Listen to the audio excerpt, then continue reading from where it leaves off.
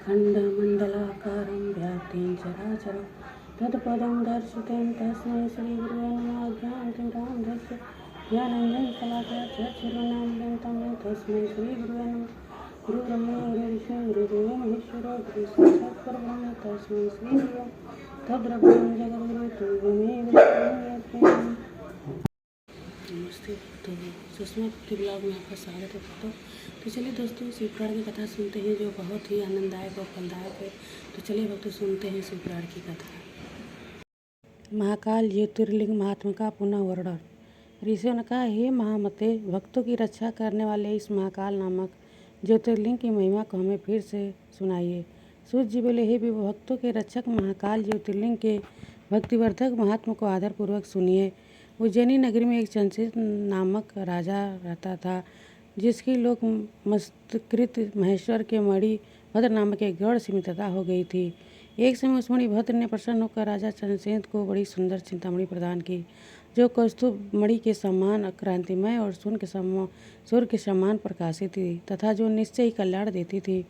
शिवभक्त चंद्रसेन उसे अपने कंठ में धारण करने लगा, जिससे वह इतना शोभायमान हो गया जैसे देवताओं में सूर्य अत्यंत शोभित होता है। तब राजा चंद्रसेन की इस शोभा को सुनकर अन्य राजाओं को तृष्णा हो गई और वे चंद्रसेन से उस मणि को मांगने लगे, परंतु मणि को महाकाल ने दृढ़ भक्त राजा चंद्रसेन ने उससे उन राजाओं को नहीं दिया। इससे अपना तिरस्कार समझकर उन सब राजाओं ने अपनी सेना एकत्र कर उज्जैनी के चारों द्वारों को घेर लिया। राजा चंद्रसेन उन्हीं महाकालेश्वर की शरण में गया और दिन रात उनकी पूजा करने लगा। फिर तो महाकालेश्वर ने प्रसन्न उनकी रक्षा का उपाय किया और स्वयंवश एक गोपी अपनी गोद में एक बालक को लिए उस नगर में भ्रमण करती हुई महाकाल के समीप पहुंची। कुछ देर तक वहां ठहर कर राजा ने उस शिव पूजन विधान को भली बात देखा और पुनः अपने घर आए। उस गोपी के पुत्र ने बड़ी उत्कंठा से शिव जी का पूजन करने की इच्छा की और एक रमणीय पाषाण को लेकर के अपने सुनी शिविर में बड़ी भक्ति से उस शिवलिंग की पूजा की। जब इस प्रकार वह बालक शिव जी की पूजा में लगा ही रहा और समय होने पर भी भोजन के लिए न आया, तो उसकी माता वह गोपी उसे बुलाने आई, परंतु उसके बार बार बुलाने पर भी वह शिव पूजा में अनुरक्त बालक भोजन को न गया, तो गोपी ने शिवलिंग को दूर फेंक कर उसकी पूजा को नष्ट कर दिया। माता द्वारा पूजा को नष्ट होता देख वह बालक हे देव ऐसा कहता हुआ पृथ्वी पर गिर पड़ा। फिर तो उस पर महाकाल नामक शिव जी की कृपा होती देर न लगी और उसी क्षण वह स्थान शिव जी का सुंदर शिविर बन गया और गोपी पुत्र जिस पाषाण की पूजा कर रहा था, वहीं उसके पूजनों सहित अब कृपा सागर शिव जी के रत्न जड़ित ज्योतिर्लिंग के रूप में उस मंदिर के मध्य में अभिभूत हो गया। फिर तो इस चरित्र को देखकर वह क्षण भर के लिए परमानंद सागर में मग्न हो गया। उस शिवालय से उठ घर को आया। वहाँ क्या दिखता है कि उसका स्थान इंद्र भवन के समान स्वर्णमय बड़ा अद्भुत शोभायमान बन गया है, जिसके उसकी माता दिव्य आभूषणों से देवीमान साक्षात देव वधू के समान स्थिर होकर सो रही थी। बालक ने अपनी माता को शीघ्रता से उठाया तो वह उठकर अद्भुत चरित्र को देखकर बड़ी प्रसन्न हुई तथा गिरिजापति शिव की प्रसन्नता को सुनकर प्रार्थना करने लगी।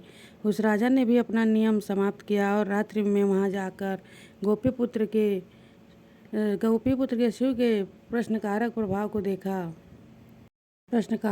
को देखा। राजा चंद्रसेन प्रेमासुर बरसाता और शिव नाम उच्चारण करता हुआ बड़े प्रेम से उस बालक का आलिंगन करने लगा। इधर प्रातःकाल सब राजा उस नगर को घेर कर राजा चंद्रसेन से युद्ध करने के लिए उपस्थित हुए। इस समाचार को सुनकर बड़ा आश्चर्य हुआ और उन्होंने, राजा चंद्रसेन तो शिव भक्त हैं और उज्जैनी नगर तो महाकाल की नगरी है, जिससे इनको जीतना असंभव है। अतः यह तो मित्रता करने योग्य, ऐसा करने से शिव जी हम पर कृपा करेंगे। ऐसा निश्चय कर उन सब राजाओं ने युद्ध का विचार त्याग महाकाल की नगरी में प्रवेश किया तथा राजा चंद्रसेन से मित्रता कर महाकालेश्वर शिव की पूजा की। इसके पश्चात उन सब राजाओं ने राजा चंद्रसेन के भाग्य की प्रशंसा की और उस दिव्य गोपी के घर गए, जिनका पुत्र बड़ा शिव भक्त था।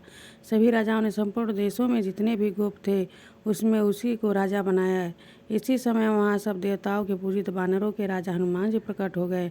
हनुमान जी ने उन गोपुत्र का आलिंगन कर सब राजाओं की ओर देखकर यह कहा कि हे समस्त राजाओं, हे मनुष्यों, शिव जी के बिना अन्य कोई मनुष्य को गति देने वाला नहीं है। देखो, इस गोपुत्र ने तो बड़ी बिना मंत्रों के ही शिव की पूजा की है। यह यहाँ समस्त भोगों को भोग कर अंत में मोक्ष को प्राप्त करेगा तथा इसके वंश की 8वीं पीढ़ी में महायशस्वी नंद नामक एक ऐसा पुरुष उत्पन्न होगा, जिसके पुत्र रूप में स्वयं नारायण कृष्ण उत्पन्न होंगे तथा आज से लेकर यह गोपी पुत्र संसार में श्रीकर नाम से लोकों में प्रसिद्ध होगा। ऐसा कह हनुमान जी अंतर्धान हो गए। पश्चात श्रीकर नाम प्राप्त कर उस गोपुत्र ने धर्मात्मा ब्राह्मणों के साथ बड़े प्रेम से महाकाल शिव जी की सेवा की। उस समय आने पर दोनों मोक्ष को प्राप्त हुए। इस प्रकार यह महाकालेश्वर ज्योतिर्लिंग सत्पुरुषों को सुगति, स्वर्ग तथा शिव भक्ति देने वाला, सब प्रकार से दुष्टों का दमन करने वाला तथा भक्तों पर दया करने वाला है। बोलिए हर हर महादेव। महाकालेश्वर महात्मा यहाँ समाप्त हुआ भक्तों। तुम्हें मिलती